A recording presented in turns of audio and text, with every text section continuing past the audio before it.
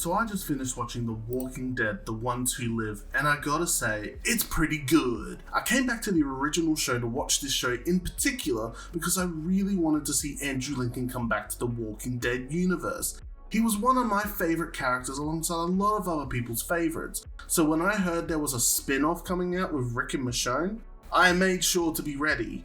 I literally made the video doing each chapter review, but a lot of it got copyrighted and I tried to work around it, but I just decided to rewrite the whole script to talk briefly about this show. And without further ado, let's get into the video. I just have to give a slight spoiler warning for the original and the spin-off show, but besides that, let's get back into this video. Before getting into the rest of the video, I just solely want to state that these are not my clips. It is the sole property of AMC and their production. I just use these clips for review and commentary purposes. I highly advise that you go watch the show for yourself.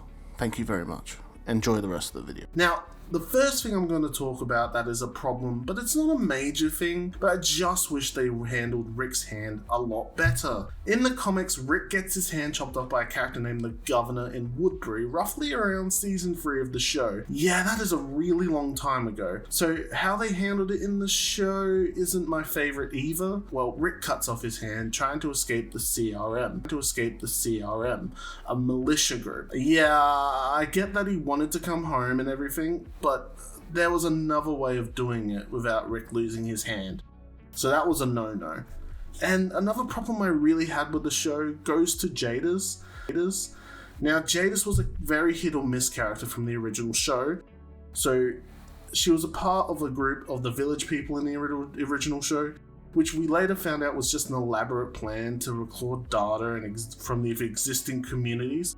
So when Rick was on the brink of death, she took Rick and saved his life. But now Jadis is in this show to frighten Rick to stay into the community, or she'll later hunt them down and kill his family and friends. Yeah, that's a bit extreme, but it doesn't sound too bad until, Jadis' character doesn't sound too bad until you realize how she dies. She gets jumped by walkers. Wait, what? Yes, a trained military soldier with years of experience doesn't hear the walkers around her. And they tried to show us Jadis and Gabriel having some sort of relationship, which she nearly tries to kill Gabriel anyways. I don't know, I just didn't really like her inclusion. But there is quite a bit I did like about the show too. Firstly is the new added characters. I really enjoyed Okafoa's, who played by Chris Tate. And even King Buck, even though he played in What the hell are you wearing? Looking like Big Bird's side bit. And of course, my favourite additional character is Nat, played by Matthew Jeffers. I think he was one of the best characters in this show, even though it was very brief. He was very charismatic, he was very interesting and smart too, and even built a makeshift missile launcher. God damn!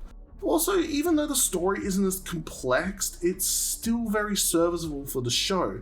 There was action-packed episodes like 1, 5, and 6, and then there was the slower episodes like in 3 and 4. But even when the slow episodes were on, I was never bored. There was enough content in these episodes for them to not feel like a slog. Yes, there were lots of moments of info dumping and character work, but there was also a lot of genuine good fights too, along with some sweet zombie actions, which is good because it is taking place in a zombie apocalypse. And of course, the big selling point of the whole show is Michonne and Ricky Dicky Doodah Grimes. These characters are beloved from the original show, so when they came back after a long hiatus, it is just exciting to see. Rick is started as a broken man who has lost everything and slowly gives in to the CRM, until Michonne comes back and gives Rick's life purpose and meaning so he'll be able to see his family again. Whereas Michonne is always the strong badass we always knew, who gives Rick the big reality check and brings him back to his children.